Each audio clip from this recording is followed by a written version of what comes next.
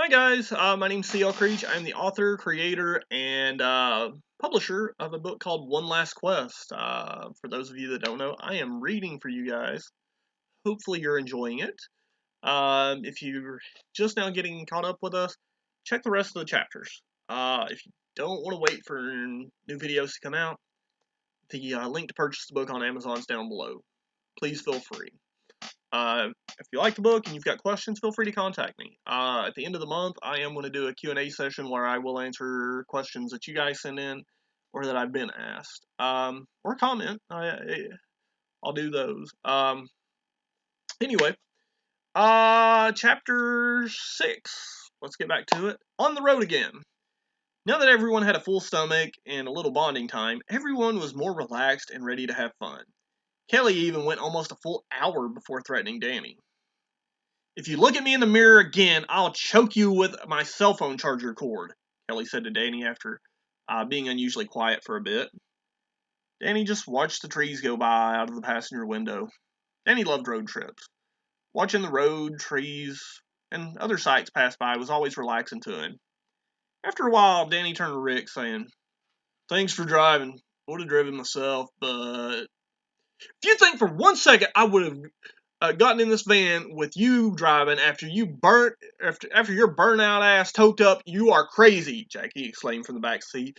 If what we're doing wasn't so important, I would have busted your ass so hard you would have thought I was your mama." "Yeah, that," Danny said. Danny and Jackie lived completely different lives, but they still considered each other family. Believe it or not, they did care about each other. "It's no problem," Rick said with a slight laugh. It always seemed like everyone was after Danny, or it seemed like everyone was after Danny today. Danny always felt like he was the disappointment of the group. Everyone else lived these great lives, and his biggest accomplishment was placing third in an online poker tournament a couple of months ago.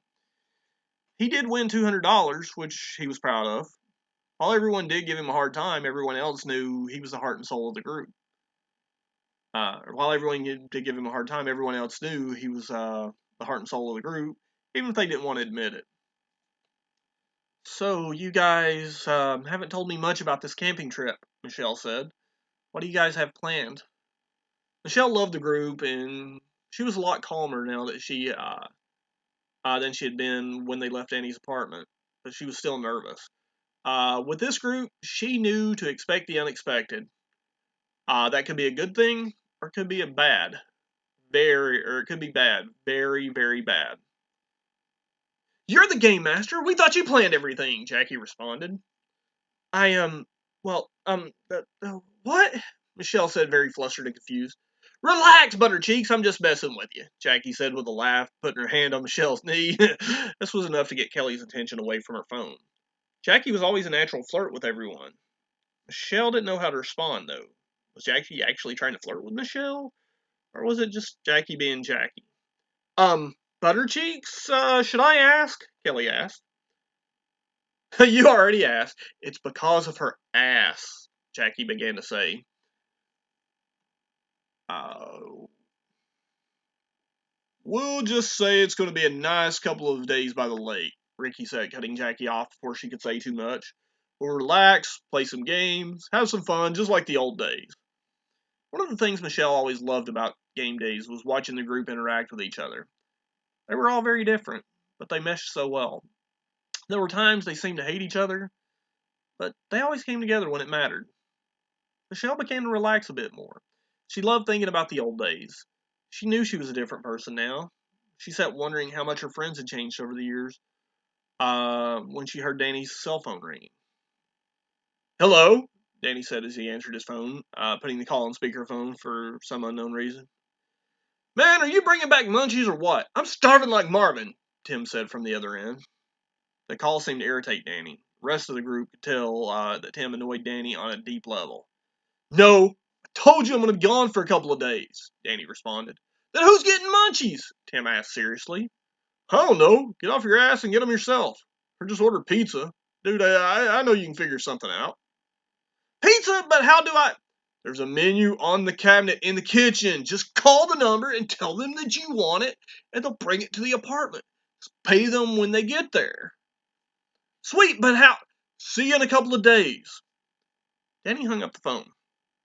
Tim was a good friend and roommate, but all the years of doing drugs had fried his brain. Danny felt like Tim would never leave his room if he wasn't around. I don't think this guy's come out of his bedroom since he discovered pot sometime around 1988, Danny said jokingly with the group. This caught Jackie's attention. And just where does he get this pot? Jackie asked in a serious tone. He, Danny became flustered and had to think for a moment. He gets it from his doctor. He has horrible glaucoma. Had it for years. Medical marijuana was legal in their state when used to treat certain conditions. However, recreational marijuana was still illegal. Danny hoped Jackie would believe the excuse. So he illegally shares his prescription with you? Jackie asked. Danny went into a panic. He knew if he said the wrong thing, both he and him could get in a lot of trouble. Of course, Tim didn't have any medical issues, but he couldn't let Jackie know that. Yeah, I have medical issues as well. I've got, glaucoma. Uh, and, Danny said with fear in his voice. Just then, both Danny and Rick noticed smoke coming from the hood of the van. Danny loved the timing of the situation. Look! We got a problem! We better pull over and check it out! Danny exclaimed, changing the subject. Rick pulled the van to the side of the road. Smoke was getting thicker and thicker until Rick turned off the engine. Rick popped the hood, and Danny, Rick, and Jackie all got out of the van. This gave Michelle and Kelly a moment to talk. So, what happened so bad between you and Danny? Michelle asked. Michelle loved both Kelly and Danny. She didn't want to pry into their business, but she couldn't help. But if she could help in any way, she wanted to do so. It's complicated, Kelly replied quickly. Danny's a great guy. Michelle said, trying to get Kelly to open up. I said it's complicated. Besides, I'm here for you, not him, Kelly said in a very irritated tone. Thanks, I think, Michelle said awkwardly. After what seemed to be a long, awkward silence of Kelly doing something on her phone and Michelle just staring out the window, Kelly looked over and said, I love your nails. Thank you, I did them myself, Michelle responded with a smile. Michelle's fingernails were very well manicured and had what could best be described as a dark tie-dye pattern to them.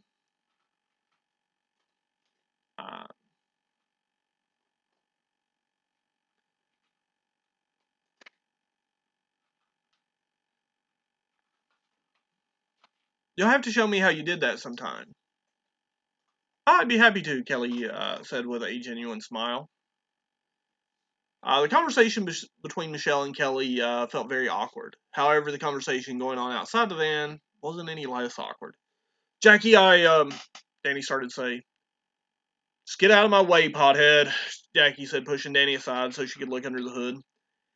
Danny stood off to the side as both Rick and Jackie examined the engine. From what I'm seeing, I think we have, Rick began to say. We got a busted radiator, Jackie said matter-of-factly. Rick nodded in agreement. When's the last time you checked the antifreeze in this? Rick asked Danny. Wait, you're supposed to change it? Danny said in confusion. Dumbass, Jackie said to herself as she facepalmed before turning to Rick. I can call a tow truck, but it'll kill our weekend. Danny overheard the exchange and his heart just dropped. Danny couldn't let this whole weekend die because of his van. They'd already worked too hard to get this far. It couldn't end now. Give me a couple minutes, Rick said thoughtfully before walking to the back of the van and to retrieve a small bag. As Rick began to work under the hood, Jackie turned her attention back to Danny. So while Rick is doing his thing, why don't you and I have a nice little chat about your, glaucoma, was it? Jackie said, putting her arm around Danny and smiling. This caused Danny to panic. He had to think fast, which wasn't easy for him. Oh, who said that? Danny said while reaching around, obviously pretending he went blind. Danny began to stumble around. He knew she wouldn't fall for the trick, but he thought if he could at least make her laugh, it would relieve some tension in the situation. Funny how you were fine just 30 short seconds ago, and now you can't see, Jackie said while staring hard at Danny. Jackie, is that you? Where are you? What's on my shoulder? Help! I'm so scared.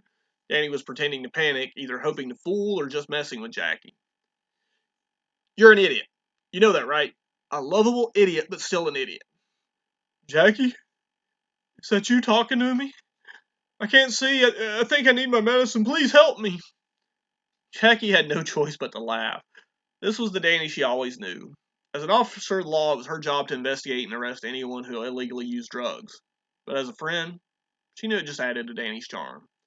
At least when she messed with him, she did it out of love, though. As Jackie was about to make another comment, Rick closed the hood and picked up his bag. We're fixed for now.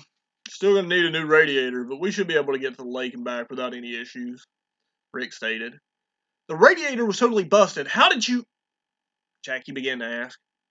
I know a few tricks, Rick said with a smile. He's a wizard, remember? Danny also said, smiling. Jackie watched Rick take his bag to the back of the van. The only thing he could think of was about how during games, Rick always had a spell to get them out of trouble. She guessed that this situation was no different. She wondered what spell he'd used on the radiator. Let's hit the road, Danny said, walking back to the passenger door. I thought you couldn't see. What happened to your glaucoma? Jackie said. I'm a healer, Danny said with a huge grin. Back in the van, Michelle was doing everything she could to talk to Kelly. Kelly was not the least bit interested in small talk. So, how's life? It goes, Kelly responded. That's nice, Michelle replied. Rick, Danny, and Jackie got back in the van at this time with Rick saying, We're good to go. Oh, thank goodness, Michelle said out loud. Just like any good quest, their journey has already had a couple of bumps in the road, but they've worked together and made it past them. Michelle knew surviving in the woods would be more challenging with this group, but with this group, she was confident they could do anything. That's the end of chapter 6, guys. I hope you are enjoying everything. Tune in tomorrow, same time for chapter 7. If you don't want to wait, buy the book on Kindle. Why not? See you guys tomorrow.